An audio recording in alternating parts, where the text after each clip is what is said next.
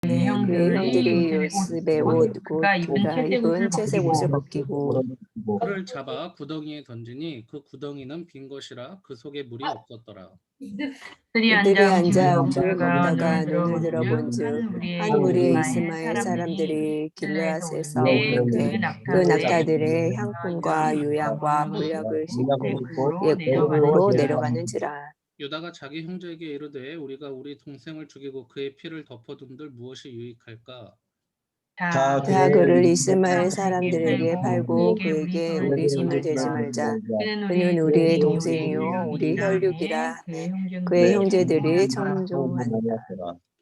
그때 미디안 사람 상인들이 지나가고 있는지라 형들이 요셉을 구덩이에서 끌어올리고 은 20에 그를 이스마엘 사람들에게 팔매 그 상인들이 요셉을 데리고 애굽으로 갔더라. 루벤이 돌아와 구덩이에 이르러 본즉 거기 요셉이 없는지라 옷을 찢고 아우들에게로 되돌아와서 이르되 아이가 없도다 나는 어디로 갈까? 그들이 요셉의 옷을 가져다가 염소를 죽여 그 옷을 피에 적시고 그의 채색 옷을 보내어 그의 아버지에게로 가지고 가서 이르기를 우리가 이것을 발견하였나니 아버지 아들의 옷인가 보소서 하매 아버지가 그것을 알고 이르되 내 아들의 옷이라 악한 짐승이 그를 잡아먹었도다. 요셉이 분명히 찢겼도다 하고 자기 옷을 찢고 굵은 배로 허리를 묶고 오래도록 그의 아들을 위하여 애통하니 그의 모든 자녀가 위로하되 그가 그 위로를 받지 아니하여 이르되 내가 슬퍼하며 서울로 내려가 아들에게로 가리라 하고 그의 아버지가 그를 위하여 울었더라. 함께 읽습니다. 그 그 미디안 미디안 사람들은 사람들은 그를 애굽에서 바로의 신하 친위대장 보디발에게 팔았더라. 아멘. 아멘. 자, 여러분 반갑습니다. 네, 오늘 창세기 7장 요셉 이야기 세 번째 이야기가 맞죠? 네, 세 번째 이야기입니다. 자, 우리 지난 시간에 같이 계속 이야기가 연결되고 있는데요. 우리 지난 시간에는 17절까지 또 네, 사실 오늘 첫 절인 이제 18절까지 같이 봤었는데 요셉이 이제 애굽으로 팔려가는 그 시작점에서 다른 사건과 이 요셉 이야기가 겹치고 있다. 그것이 어떤 사건이었냐면 바로 이제 34장에 기록되어 있는 디나 사건과 이 요셉의 사건이 매우 닮아 있다. 디나의 어떤 여자인 점, 또 연약한 어린 딸이었다는 점, 그런 희생자가 요셉의 이 야곱의 가족들 가운데 나타나고 또 그 안에서 저지러지는 이 야곱의 그 아들들의 어떤 악행들, 죄악들 그런 모습들이 다시금 이 요셉을 파는 이야기에서 재반복되고 있다는 것을 우리가 같이 나누었습니다. 그리고 오늘 말씀은 그 연장선 그리고 이제 하나의 이야기에 일단락이 되는 그런 아주 중요한 이야기죠. 그리고 매우 유명한 이야기죠. 스토리는 매우 간단합니다. 요셉이 드디어 형들이 양을 치고 있는 도단이라는 곳에 도착을 합니다.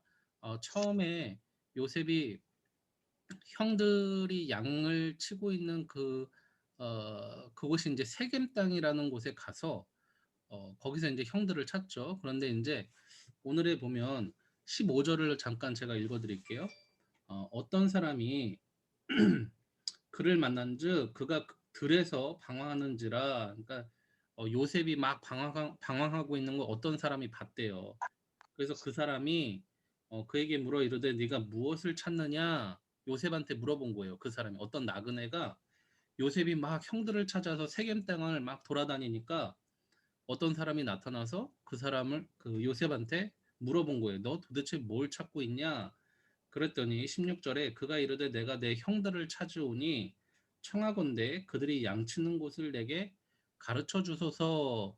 자, 여기서 우리는 굉장히 재밌는 하나의 인사이트를 얻게 되는데 뭐냐면 요셉이 지금 형들을 굉장히 열심히 찾고 있다라는 점입니다. 이걸 꼭 기억하세요. 요셉은 형들은 요셉을 굉장히 미워하고 있는 상황이죠. 요셉이 꾼 꿈 때문에도 그렇고 아버지 야곱의 요셉을 향한 어떤 편애 때문에도 그렇고 굉장히 형들은 요셉을 미워하는데 재밌게도 요셉은 눈치가 없는 건지 아니면 뭐 생각이 없는 건지 막내라서 그런 건지 요셉은 형들을 그렇게 미워하는 것 같진 않아요. 그렇죠? 왜냐면 야곱이 이제 아버지 야곱이 너 요셉한테 너 형들한테 한번 가봐라고 했을 때도 거기에 요셉이 그렇게 별다른 거부 반응 없이 형들을 찾아가고 있고 그리고 또 매우 열심히 찾았던 것 같아요. 세겜 땅으로 오긴 했지만 형들이 보이지 않자 그곳에서 굉장히 많이 방황하고 헤맸다라고 15절에 분명히 기록되어 있거든요. 그죠? 그가 들에서 방황하는지라 그랬다는 것은 그가 굉장히 열심을 내서 형들을 찾았다라는 거거든요. 근데 여기서 재밌는 건 뭐냐면 그렇게 여러분들이 만약에 누군가를 열심히 찾고 있어. 그러면 지나가는 사람이 저기 있어요. 그러면 여러분들 같으면은 찾고 있는 무언가를 찾고 있는 여러분들이 그 주변에 있는 사람한테 먼저 가서 혹시 우리 형들 본 적 없어요라고 묻겠어요? 아니면 그 사람이 먼저 나한테 와서 너 도대체 누굴 찾는 거냐 이렇게 물어보는 상황이 자연스럽겠어요. 어떤 게 더 자연스러운 것 같아요? 네, 찾고 있는 사람이 우리 보통 그렇잖아요. 내가 뭔가 뭐 지갑을 잃어버렸어 공원에 가서 그러면 여러분들이 막 지갑을 찾아. 그럼 보통은 대개는 거기 있던 어떤 뭐 공원에 있는 분이 도대체 뭘 찾는 거예요? 이렇게 질문하기보다는 찾고 있는 사람이 먼저 혹시 아저씨 여기 제가 지갑 놓고 갔는데 지갑 본 적 없으세요? 이렇게 물어보는 게 훨씬 더 자연스러운 일이죠. 그렇죠? 자, 그런데 재밌게도 15절에는 어떤 사람이 등장하고 있다는 겁니다. 그렇죠? 갑자기 새로운 등장인물이 등장하면서 이 요셉 가족의 이야기잖아요. 그런데 전혀 제3자의 인물이 등장해서 요셉한테 너 도대체 뭘 찾고 있니? 라고 이렇게 질문하고 있다라는 거예요. 그렇죠? 그리고 또 여기에 대해서 요셉은 내가 내 형들을 찾고 있습니다라고 그 사람에게 도움을 요청하고 있습니다. 그렇죠? 그러자 17절을 한번 같이 읽어볼게요. 17절입니다. 시작. 그 사람이 이르되 그들이 여기서 떠났느니라. 내가 그들의 말을 들으니 도단으로 가자 하더라 하니라. 이 사람이 형들의 행방을 알고 있어요. 그렇죠? 어디로 갔대요? 도단으로 갔다는 정보를 이 나그네를 통해서 어떤 사람을 통해서 요셉이 이제 얻게 됩니다. 자, 그래서 이 어떤 사람이 누구냐 또 누구냐라기보다는 왜 등장하냐는 굉장히 신학적으로 어려움이 있습니다. 뭐 힌트도 없고 또 어떤 성서적인 의미를 찾기에도 굉장히 해석하는데 난해한 점이 있어요. 보통 전통적으로 유대 전승에 보면 유대인들은요, 이 구약 성경 자기네 식대로 이렇게 해석해 놓은 유대 전승이라는 기록문이 있는데 그 유대인들이 해석하기로는 이 어떤 사람을 천사로 보는 경우가 많다 그래요. 하나님이 보낸 천사라고 이렇게 유대인들은 생각한다 그래요. 그런데 장로교 우리 이제 그 교회 그 옛날에 이제 칼빈 선생님이라는 분이 계시는데 장로교를 창시했던 분이에요. 이 칼빈 선생님께서는 이 부분을 어떻게 해석을 했냐면 이것은 하나님께서 요셉에게 이제 요셉이 팔려가야 되고 또 이제 애굽으로 가야 되고 그리고 나중에 이스라엘 형제들을 다 구원해야 되는 어떤 커다란 임무를 가진 사람이 이 어린 요셉이잖아요. 하나님께서 이 요셉이 팔려가게끔 하시기 위한 장치로서 이 사람을 등장시키고 있다라고 설명하고 있어요. 그러니까 무슨 얘기냐면 하나님의 섭리로 이 사람을 만났다라는 거예요. 그럼 이건 무슨 의미냐면 우연처럼 등장하고 있지만 이것이 우연이 아니라 하나님이 필연적으로 이 사람에게 요셉을 보내서 요셉이 지금 형들을 못 찾고 있잖아요. 그러니까 이 어리석은 형들을 못 찾는 요셉이 여러분 생각해 보세요. 만약에 형들을 못 찾아서 요셉이 그냥 집으로 돌아갔다 그러면 어떤 일이 벌어지겠어요? 요셉이 애굽으로 팔려갈 일도 없고 총리가 되는 그 이후의 이야기도 다 물거품이 되는 거거든요. 그러니까 요셉은 안타깝지만 또 요셉 개인에게는 굉장히 아픈 시련의 시간이지만 요셉은 반드시 팔려야만 되는 게 하나님의 계획이라는 거예요. 그리고 그 하나님의 계획이 흐트러질 수 있는 위기 가운데 곧 요셉이 형들을 못 찾는 그 방황의 시기 가운데 어떤 일이 벌어지는 거예요? 뭐 천사든 진짜 사람이든 그런 거는 그렇게 중요한 게 아니라 하나님께서 누군가를 보내셔서 그 하나님의 섭리를, 하나님의 계획을 이끌어가고 계시다라는 걸 보여주시기 위한 장치가 바로 이 15절에 등장하는 사람이라는 거예요. 저도 이 칼빈의 해석에 적극 동의합니다. 여러분, 우리는요, 많은 사람들을 우연히 만납니다. 여러분, 이제 신학기 시작됐죠? 그리고 새로운 학교에 가죠? 그럼 여러분들 우연히 만나는 많은 친구들도 있을 거예요. 그죠? 또 여러분들이 나중에 졸업을 하고 사회에 나가고 직장에 가면 또 새로운 사람들을 만나기도 하고 또 새로운 사건들을 우연처럼 경험하게 될 거예요. 그렇죠? 그리고 우리는요, 그걸 모두 다 뭐라고 표현하냐면 방금 목사님이 말한 것처럼 우연이라고 표현을 해요. 우연이라고. 내가 지나가다가 우연히 그 사람을 만났고 내가 옛날에 우연히 그 사람을 만났는데 그 사람이 나한테 이렇게 가까운 사이가 되었다 등등. 우리는 수많은 상황과 사건 가운데서 이 우연이라는 말을 쓰기를 굉장히 좋아합니다. 예. 그리고 성경에도 우연이라는 단어가 나와요. 룻기 같은 데 보면 우연히 보아스가 룻을 만났다 이렇게 이제 표현이 되어 있거든요. 그런데 성경에서 하나님께서 사용하시는 그 우연이라는 것은 그냥 우리가 생각하는 우연, 그냥 어쩌다 보니 그 사람을 만난 혹은 그 일을 경험하게 된, 잘은 모르겠지만 그런 것이 우연이 아니라 성경이 말하는 우연이라는 것은 모든 것이 다 누구의 계획대로 움직이는 하나님의 도구라는 거예요.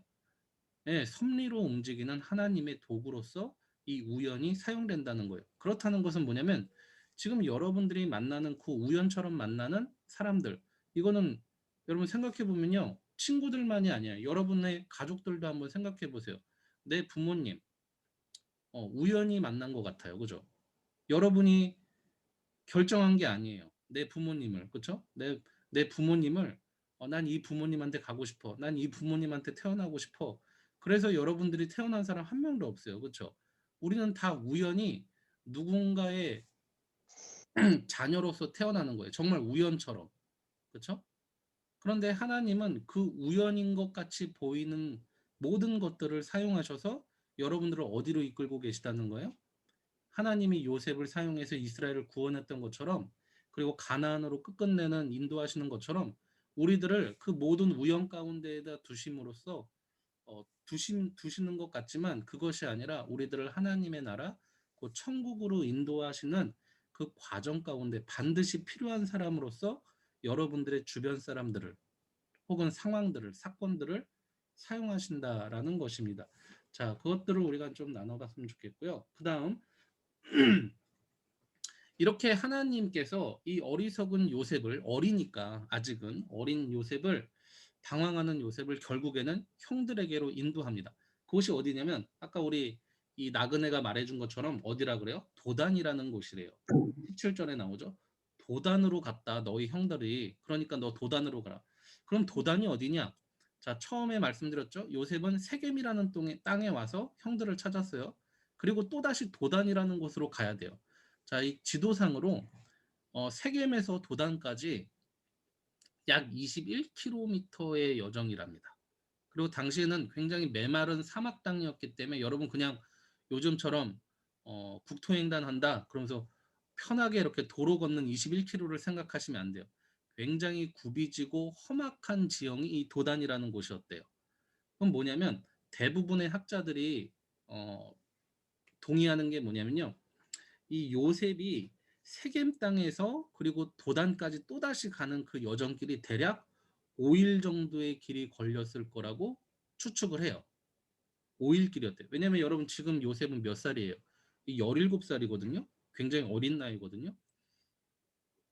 그럼 한번 생각해 보세요. 그 어린 요셉이 그 당시에 뭐 지나가다가 강도를 만날 수도 있고 오늘 아까 뭐 하나님이 다행스럽게 길을 가르쳐 주는 사람을 요셉한테 만나게 하셔서 망정이지, 만약에 도둑을 만나게 하셨다면 꼼짝없이 당해야 되는 입장인 거예요.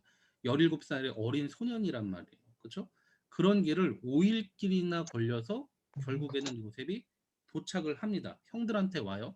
그럼 여러분, 이 요셉 입장에서 우리가 너무 편하게 성경을 보지 말고 진짜 요셉 입장에서 한번 생각해 보자. 여러분 지금 5일 동안 너무너무 힘든 길을 걸었어요. 나이도 어려요. 뭐만 생각하면서 요셉이 길을 걸었을까요? 도단까지. 거기 가면 형들이 있을 거야. 그쵸? 이 어린 요셉은 형들이 자기의 보호자이고 친구이고 자기의 가족이기 때문에 거기 가는 거예요. 그쵸? 이해가 되세요? 그러니까 이 요셉한테는 지금 생과 사를 오가는 그런 여행길일 수 있었을 텐데 그 생사를 오고 가는 길 가운데 오직 요셉의 머릿속에는 뭐만 있는 거예요? 뭐가 목적인 거예요? 형들한테 가야 돼. 그래야 내가 살아. 왜? 형들은 형이니까. 내 가족이니까. 내 유일한 핏줄이니까. 친구니까. 그런 마음으로 요셉이 형들한테 오는 거예요. 자, 그런데 요셉은 이런 상황인데 반대로 이 요셉을 바라보는 형들은 어떤 마음일까? 18절을 한번 같이 읽어볼게요. 오늘 첫 절이죠. 시작. 요셉이 요셉이 그들에게 그들에게 가까이 오기 전에 그들이 요셉을 요셉을 멀리서 보고 죽이기를 주의를 꾀했다. 요셉은 살려고 형들에게 왔는데 그 형들은 어떻게 하고 있는 거예요? 요셉을 멀리서 보자 어떻게 했다고요? 죽이기로 마음을 먹었다는 거예요. 참 아이러니하죠? 완전히 두 사람의 입장이 두 그룹의 입장이 완전히 반대된다라는 것입니다. 특히 우리가 눈여겨봐야 될 것은 이 18절에서 재밌는 게 여러분 제가 한번 질문을 드려볼게요. 자, 요셉이 그들에게 가까이 오기 전이래요. 왜 성경이 이런 걸 이렇게 디테일하게 써놨을까? 요셉이 형들한테 다 오기도 전에 형들이 알아봤다는 거예요. 그 말이겠죠? 더군다나 후반절에 보시면 요셉을 멀리서 봤다라고 그랬어요. 형들이. 멀리서부터 여러분 요셉을 알아볼 수 있을까? 이게 얼마만큼의 멀리인지는 모르겠지만 지금 형들은 아무 생각 없이 양떼를 치고 있어요. 그리고 자기 아우인 요셉이 자기들한테 오는 것도 생각하지도 못하고 꿈에도 모르는 상황이에요. 그렇죠? 그런데 어떻게 멀리서부터 저기 우리 동생 요셉이다라고 알아볼 수 있었을까? 여러분 어떻게 생각하세요? 이게 가능하다고 생각하세요? 그냥 지나가는 사람이겠지라고 생각하는 것도 뭐 그게 오히려 합리적인 생각인 거지. 멀리서부터 저기 요셉이다 이렇게 알아볼 수 있을까? 그냥 자기 동생이니까? 왜 알아볼 수 있었을까, 여러분? 요셉인지? 지영아, 왜 그런 것 같아? 어떻게 알아볼 수 있었을까? 이 형들이. 분명히 멀리서 봤다라는 건 이 히브리어 언어로 굉장히 멀리예요. 굉장히 멀리. 아주 멀리서부터 알아봤다는 거예요. 형들이. 그런데 우리가 한 가지 알고 있는 건 뭐예요? 형들이 요셉을 평소에 너무 사랑해가지고 그래서 알아보는 건 아니라는 건 우리가 알죠. 그렇죠? 여러분 우리가 가족들이 너무 사랑스러우면 멀리서부터 우리 가족을 알아볼 수 있죠. 그렇죠? 얘가 평소에 너무 사랑스럽고 맨날 얘만 쳐다보니까 얘가 걷는 모습부터 실루엣부터 그냥 이렇게 부모님들이 보통 자녀들을 멀리서부터 알아보잖아요. 그렇죠? 그게 사랑하면 가능해요. 사랑하면. 근데 우리가 지금 나눈 것처럼 형들은 요셉을 사랑하지 않아. 오히려 죽이려고 해. 그렇죠? 멀리서부터 알아볼 수 있는 어떤 그런 관계적인 끈이 없어. 그런데 알아봤대. 뭐 때문에? 어떻게? 다른 게 아니에요. 왜 알아봤을까? 채색옷이요, 여러분. 기억나요? 채색옷. 야곱이 자기 이 12형제의 아버지였던 야곱이 요셉을 편애해서 요셉한테만 지어줬던 그 채색옷이요. 그죠? 지금 요셉은 형들한테 오면서 어떤 옷을 입고 왔어요? 채색옷을 입고 왔어요. 빛깔 나는 거, 비단 옷. 그걸 보고 형들이 알아보는 거예요. 이해가 되세요? 그러면 여러분들이 형들의 입장이라면 어떤 마음이 들까? 딱 보자마자 저 옷 요셉이잖아. 그러면서 천천히 요셉이 걸어오고 있어요. 그 걸어오는 와중에 도착해서 죽이겠다고 한 게 아니에요. 이 형들이 요셉을 딱 만나서 이놈을 죽여야지 그렇게 계획한 게 아니라 멀리서부터 채색 옷을 입고 오는 그 요셉을 보면서 자기들한테 걸어오는 그 요셉을 보면서 어떤 마음을 품은 거예요?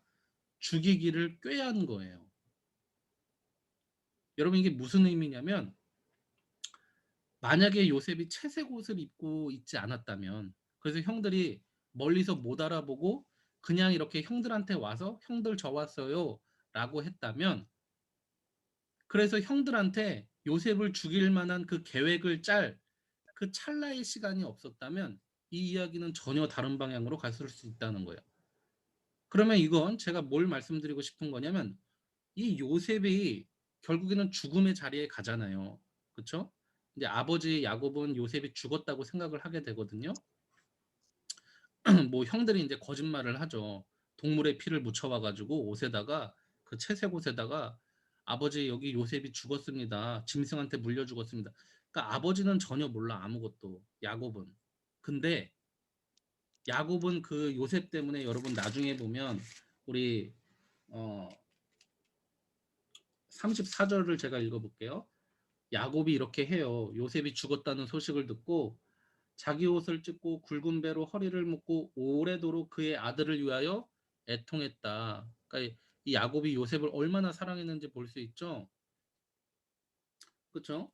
자, 이런 상황인데, 그러면 야곱은 이렇게 요셉을 사랑했는데, 사실은 놀랍게도 뭐냐면 야곱이 지어준, 요셉한테 입혀준 그 채색 옷 때문에 요셉이 죽음의 위기 가운데 놓여졌다라는 결론이 돼요. 이해가 되세요? 그러면 결국에는 요셉을 누가 죽인 거야? 아버지인 야곱이 죽인, 아주 재미있는 결과가 되는 거예요. 가장 사랑했던, 야곱이 가장 사랑했던 아들인 요셉을, 그죠? 야곱이 사랑했던 그 요셉을 사실은 누가 죽인 꼴이 되는 거예요? 야곱이 죽인 꼴이 되는 거예요. 그 채색옷 때문에. 채색옷 때문에. 공평하지 않은 사랑 때문에.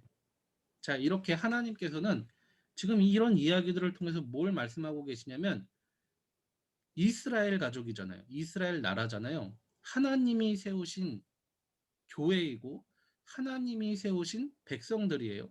그런데 이 하나님이 세우신 이 백성들, 또 하나님이 만드신 교회, 이것이 온전하다 아니면 온전하지 않다.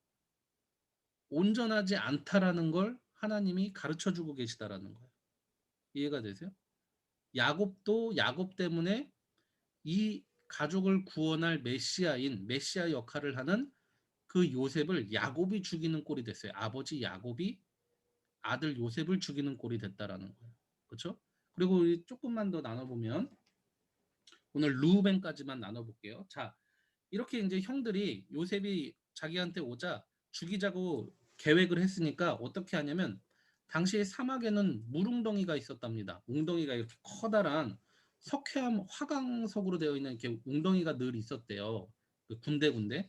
근데 이게 말라 있으면, 이 웅덩이가 말라 있으면 정말 말 그대로 깊게 파인 감옥이 되는 거예요. 그리고 또 물이 차 있으면 그게 이제 물 웅덩이가 샘이 되는 거고. 자, 그런데 여기는 분명히 말라 있는 웅덩이입니다. 그래서 이 형들이 이 요셉을 그 말라 있는 물이 없는 웅덩이에 집어넣습니다. 그렇죠? 그래서 감옥처럼 사용을 하는 거예요. 거기에 일단 집어넣어요. 그리고 이제 죽이려고 하자 누가 나서냐면 르우벤이라는 형이 나서요. 르우벤이 21절에 제가 읽어볼게요. 21절에 르우벤이 듣고 요셉을 그들의 손에서, 자기 이제 다른 형제들의 손에서 구원하려 하여 이르되 우리가 그의 생명은 해치지 말자. 오, 그래도 다행히 르우벤이라는 형이 좋은 생각을 품었어요. 그렇죠? 이 지금 동생 요셉이 죽을 수도 있는 위기 가운데 누가 나서요? 르우벤이라는 형이 나서요. 야, 우리 제발 요셉은 살려는 두자. 죽이지는 말자. 어? 이거 이렇게 하는 거 좋지 않다. 제가 좀 더 읽어볼게요. 22절에 르우벤이 또 그들에게 이르되 피를 흘리지 말라. 그를 광야 그 구덩이에 던지고 손을 그에게 대지 말라 하니 이는 그가 요셉을 그들의 손에서 구출하여 그의 아버지에게로 돌려보내려 함이었더라. 자, 르우벤은요, 여러분 정확히 기억하셔야 돼요. 르우벤은 어떤 계획을 가지고 있었냐면 요셉 그냥 살려는 두자 정도가 아니었어요. 쟤 죽이지 말자 정도가 아니라 어떻게든 르우벤은 어떤 계획까지 하고 있었어요? 지금 물 웅덩이에다가 요셉을 가둬놨지만 기회를 봐서 다시금 어떻게 하려고 그랬어요? 아버지한테 돌려보내는 계획까지 한 거야. 누가? 르우벤이라는 애가. 그럼 르우벤이 누굴까요? 르우벤이 누구냐면 여러분 놀랍게도 이스라엘의 12 형제들 가운데 첫 번째 아들입니다. 그러니까 지금 이 이스라엘 가족의 장자예요. 장자. 르우벤이요. 여기까지만 목사님이 설명을 하면 그래도 르우벤이 역시 그 첫째 아들 역할을 하는구나. 그렇게 생각할 수 있어요. 그런데 여러분 마음은 그렇게 먹었을지 몰라도 그렇죠? 좋은 마음을 먹은 건 맞아요. 르우벤이 요셉을 살려주고 아버지한테 다시 돌려보내야지 다른 동생들이 화가 좀 풀리면 혹은 다른 동생들이 눈을 좀 피해서 나중에 돌려보내야지. 그런데 그거 성공했어요? 안 했어요? 르우벤의 이 계획이 성공을 했어요? 못했어요? 아버지한테로 요셉이 돌아갔어요? 못 갔어요? 못 갔어요. 그렇죠? 결국 요셉은 이스마엘 상인들에 의해서 애굽으로 팔려가게 돼요. 그리고 생사가 어떻게 됐는지도 전혀 알지 못한 채 수십 년의 시간을 살게 돼요. 그러니까 르우벤은 좋은 마음은 품었는데 어떻게 됐다는 거예요? 그 계획은 물거품이 됐다라는 거예요. 그렇죠? 이건 뭘 의미하는 거예요? 장자가 이 맏형이잖아요. 이 가족 중에 맏형이 맏형 노릇을 했다는 거예요? 못했다는 거예요? 못했다라는 거예요. 더군다나 이 르우벤은 이미 이 가족 가운데에서 그 장자의 권리를 이미 아버지 야곱한테서 그 믿음을 상실받은 지 오래입니다. 왜냐하면 창세기 35장 22절에 보면 이 르우벤이 어떤 짓을 저지르냐면 바로 자기 아버지 야곱의 그 첩이었죠. 비라, 라헬과 레아의 여종이었죠. 그 비라를 자기 아버지의 어떻게 보면 뭐 첩이니까 뭐 새어머니, 작은 어머니 이렇게 부를 수도 있는 사람을 자기가 그냥 범해버려요. 르우벤이. 그 죄 때문에 야곱이 화가 나서 이 르우벤을 굉장히 저주합니다. 그 르우벤은 실제적으로는 이미 아버지 야곱한테서 장자의 어떤 권리를 상실당한 지 오래인 그런 아들이었어요. 그런데 그 아들이 오늘 무슨 역할을 하고 있는 거예요? 맏아들 역할을 좀 해보려고 하는 거예요. 그래서 어떤 성경학자들은 이걸 르우벤이 아마도 이런 일을 해서 요셉을 아버지가 사랑하는 요셉을 살려서 뭘 노렸다는 거예요? 뭘 목적했다는 거죠? 아버지의 잃어버렸던 그 사랑을 다시금 좀 회복하려는 그런 수단으로 요셉을 살리려고 했던 것이 아닌가라고 해석하시는 분들도 있어요. 어느 정도 일리는 있다고 생각해요. 뭐 어찌됐든 좋은 마음으로 했던 아니면 자기의 어떤 그 잃어버린 권위를 회복하려고 했던 중요한 건 르우벤은 자기의 그 계획을 이 요셉을 살려보내는 계획을 성공하지 못했다라는 것이죠. 그렇죠?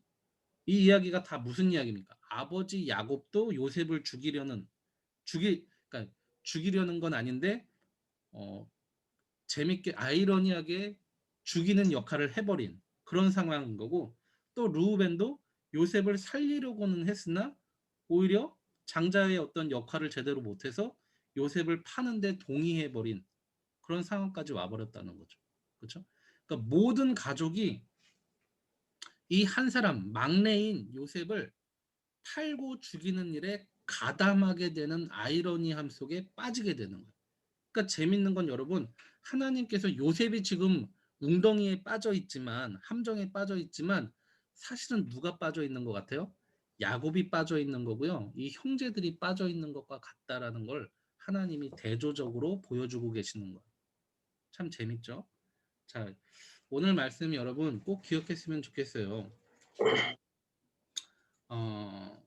제가 나중에 다시 한번 설명드리지만 오늘 이 37장에서 요셉을 대하는 형들의 어떤 단어들, 동사들은요. 나중에 이제 요셉이 형들을 다시 애굽에서 만나는 상봉하는 그 자리에서 또다시 반복되는 동사들이 등장하게 됩니다. 그렇죠? 그건 뭘 의미하는 거겠어요?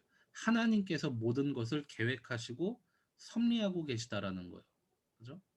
심지어는 이 약자인 요셉이 팔려나가는 일마저도 이 모든 가족들이 가담하게 되는 아이러니함 가운데에서 하나님이 이 일을 계획하고 계시다라는 것입니다. 그런데 그 일이 이 이스라엘에게 어떻게 돌아오게 되는 거예요? 구원의 모습으로 돌아오게 되는 거예요. 그렇죠? 예수님이 떠오르죠? 예. 제가 지난 시간에도 분명히 강조드렸지만 예수님께서 이스라엘 땅에서 태어나게 되십니다. 그렇죠? 여러분 잘 아시죠? 이스라엘 땅에서 태어납니다. 그런데 예수님은 오늘 요셉이 5일 길이라는 그 죽음의 길과도 맞먹는 여행길을 감내하면서 요셉이 도단으로 도착했던 것처럼 예수님께서 이 땅에 인간의 모습으로 오신 건 역시 하나님으로서 죽음의 길과 맞먹는 그런 여행길을 예수님께서 스스로 오셨다라는 거예요. 그렇죠? 그런데 어떻게 했어요? 예수님은 그렇게 이 땅에 있는 모든 인류를 또 자기 형제 이스라엘을 사랑해서 이 땅에 오셨는데, 그렇죠? 그런데 이 이스라엘이 어떻게 했다는 거예요? 예수님을 죽이고자 했고 못 박았다라는 거예요. 핍박했고요. 십자가에 죽였다라는 거죠. 이 요셉의 모습은요. 근데 여러분 참 그것도 아이러니하지 않아? 유대인들은 하나님을 사랑한다고 계속 고백한 백성들이잖아. 그죠? 우리는 하나님을 사랑해. 우리는 하나님 말씀이 없으면 죽는 백성이에요. 그런데 정작 하나님이신 예수님이 오니까 그 예수님을 다 죽이는 그런 도구로 사용된다는 게 유대인들이 굉장히 재밌고 아이러니하다는 거죠. 그렇죠? 그런데 그 요셉의 이야기의 모습이 그대로 예수님의 또 나신과 십자가 처형까지 그것이 너무나도 완벽하게 일치하고 있다라는 것. 오늘 교훈은요, 여러분 다른 게 아닙니다. 예수님께서 여러분들에게 여러분들을 사랑해서 오셨어요. 그런데 우리한테는 한 가지 중요한 게 있어요. 아까 같이 나눴죠? 야곱도 실패했어요. 르우벤도 실패했어요. 그건 뭐냐면 교회도 실패할 수 있다는 거예요. 아니, 교회도 실패해요. 이 땅에 온전한 교회는 아무도 없습니다. 이 땅에 온전한 교회는 아무도 없어요. 우리는 다 야곱처럼 또 르우벤처럼 우리는 교회라고 말하면서도 예수님을 십자가에 못 박는 존재들이에요. 그걸 인정하셔야 돼요. 근데 진짜 중요한 건 뭐냐면요. 하나님께서 이 모든 일을 통해서 우리들을 구원의 길로 이끌어 가신다는 거예요. 이 모든 어려움들을 통해서 우리의 무지를 통해서 우리의 예수님의 십자가 못 박음을 통해서 우리의 죄성을 통해서 하나님이 결국에는 이 모든 것들을 뒤로하고 예수 그리스도를 통해서 우리들을 구원의 길로 인도해 내시겠다라는 겁니다. 그러니까 여러분들이 의지해야 되는 것은 여러분들의 장자됨이 아닙니다. 나 교회 다녀. 나 예수 믿어. 그게 아니에요. 그게 여러분들을 구원의 길로 이끄는 게 아니에요. 그게 믿음이라고요. No, 믿음은 그런 게 아니에요. 내 확신이 아니에요. 믿음은. 아니, 목사님 무슨 말이에요? 예수님 믿으면은 천국 간다면서요. 맞아요. 그렇다고 해서 나는 예수 믿으니까 난 반드시 천국에 가가 성경이 말하는 믿음은 아니에요. 진짜 믿음은 뭐냐면 그리스도를 의지하는 믿음을 성경은 진짜 믿음이라고 해요. 나는 못하지만 저와 여러분은 천국 갈 자격이 없지만 나는 그리스도 때문에 간다가 믿음이라고요. 이 형제들이 오늘 이스라엘의 12 형제들이 바라보지 못하는 건 자기들의 메시아가 누구인지를 바라보지 못하는 거예요. 요셉이죠. 그렇죠? 자기들의 진짜 메시아인 구원자인 자기 형제들과 아버지, 자기의 이스라엘 온 집을 구원할 자가 요셉이라는 거를 지금 바라보지 못하고 있는 거죠. 사실 요셉 자신도 그걸 몰라요. 그렇죠? 인간이기 때문에. 그러나 우리는 성경을 통해서 온전한 장자요, 또 온전한 메시아를 바라봅니다. 그게 누구예요? 예수님이잖아요. 그러니까 우리는 알아요. 그래서 우리는 야곱처럼 변명할 수 없어요. 내가 몰라서 그랬어. 내가 알았으면 채색 옷을 입혔겠어? 우린 또 형들처럼 르우벤처럼 변명할 수 없어요. 왜? 우리는 예수 그리스도를 이미 아는 사람들이기 때문에 그래요. 여러분 꼭 기억하세요. 의지하는 믿음이에요. 예수님을 의지하는 믿음이에요. 교회도 운전하지 못하고 나 역시도 운전하지 못한다는 것. 그걸 인정하시고 오직 주님께서 이루신다. 주님께서 이 모든 상황을 이겨내시고 나를 이끌어 가신다. 그것만이 성경이 우리들에게 요구하는 참된 믿음이라는 것을 여러분 이 시간 기억하시고 말씀대로 또 말씀 가지고 그 믿음 더 굳건히 지켜내시는 저와 여러분들 되시기를 주님의 이름으로 축원합니다. 자, 기도하고 우리 주기도문하고 예배를 마치도록 할게요. 기도하겠습니다. 하나님 감사합니다. 그 옛날 창세기 이스라엘 가족이 범했던 우를 우리도 나누어 봅니다. 야곱이 또 르우벤이 그의 형들이 요셉을 죽이는 일에 가담합니다. 우리 예수님을 죽이는 일에 우리가 역시 가담했습니다. 그 옛날 유대인들뿐만 아니라 우리 역시도 오늘날 주님을 십자가에 못 박고 있지는 않은지 돌이켜보기 원합니다. 그러나 우리는 그렇게 예수님을 못 박고 죽이는 일에 일조했음에도 우리 주님께서 우리들을 용서해 주시고 사랑하시고 우리들을 끝까지 품으셔서 하나님의 나라 구원의 백성으로 만드심을 믿습니다. 이제 그리스도께서 우리 가운데 와 계시니 또 우리 마음 가운데 계시니 오직 주님을 따르는 저희들이 되게 도와주시고 다른 곳으로 우리의 구원을 찾는 것이 아니라 오직 우리를 위해 십자가로 죽으신 희생양 그 어린 양 예수를 바라보는 참된 믿음으로 살아가게 하옵소서. 감사하오며 모든 말씀 우리 주 예수 그리스도의 이름으로 간절히 기도하옵나이다. 아멘. 우리 주기도문하고 예배 마칩니다. 하늘에 계신 우리 아버지여 이름이 거룩히 여김이 받으시오며 나라의 임하옵소서 뜻이 하늘에서 이루어진 것 같이 땅에서도 이루어지이다. 오늘날 우리에게 일용할 양식을 주옵시고 우리가 우리에게 죄 지은 자를 사하여 준 것 같이 우리 죄를 사하여 주옵시고 우리를 시험에 들게 하지 마옵시고 다만 악에서 구하옵소서. 되게 나라와 권세와 힘은 아버지께 영원히 있사옵나이다. 아멘. 아이고. 네, 수고하셨습니다. 네. 부장 선생님 왜 나갔다가 들어오셨나요? 수고하셨습니다. 네, 고생하셨어요.